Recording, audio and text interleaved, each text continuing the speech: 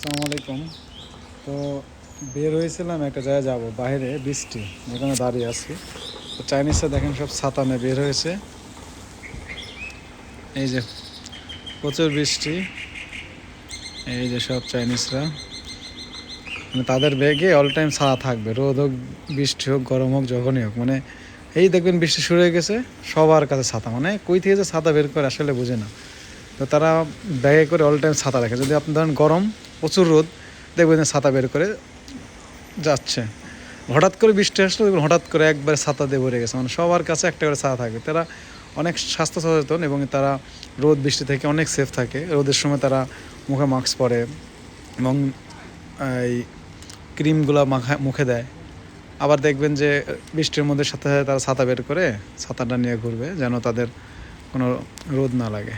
আবার বৃষ্টির সময় বৃষ্টি না মাথায় পড়ে, পানি না পড়ে। পানি পড়লে যেহেতু তাদের অসুস্থ হয়ে যাবে, ঠান্ডা লেগে যাবে। তো দেখেন যে বিল্ডিংটা পুরোটা কিন্তু মেঘের ভিতরে ঢুকে গেছে, কিছু দেখা যাচ্ছে না। আর এই যে চাইনিজরা সব ঘোরাফেরা করছে। তো এই হচ্ছে অবস্থা।